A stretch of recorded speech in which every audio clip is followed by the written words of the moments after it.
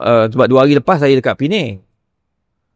Dia buat satu program Cinta Gaza gitulah. Cinta Gaza. Dia kata Gaza dah mula, orang dah mula tak menyumbang. Bukan salah kita. Saya selalu pesan. Dulu NGO. Saya duduk dengan NGO. Saya kata, dia lantik kita penasihat syariah. Saya dengan Maulana Hilmi. Saya bila kata lah, mesyuarat buat lah.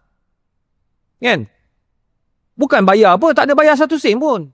Saya kata buat lah, kita datang lah buat untuk, sebab ni kan NGO, duit masuk untuk bagi ke Palestin. Kalau orang pergi hantar ke Palestin, habis duit untuk hantar ke Palestin, takkanlah aku nak charge. Tak ada lah, kata memang kita buat kerana Allah ni. Sekali kita buat promosi, kata sampai 12 juta duit masuk. Saya kata okey, baguslah duit 12 juta masuk, tapi tolong boleh tak cerita kat kami bila duit tu keluar. Duit masuk kau bagi tahu 10 juta naik ke 12 juta.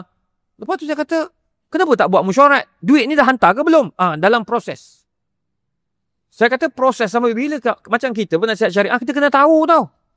Segala proses perjalanan. Tapi bila tak bagi tahu, saya tarik diri lah, keluar lah saya. Tak nak lah saya kata, apa ni? Maulana Hilmi pun tak nak. Tak berani dia. Dia kata, risau lah. Kan? Sebab dia guna muka kita, dia pakai kita punya nama. Lepas tu, orang dah bagi, tapi tolonglah bagi tahu.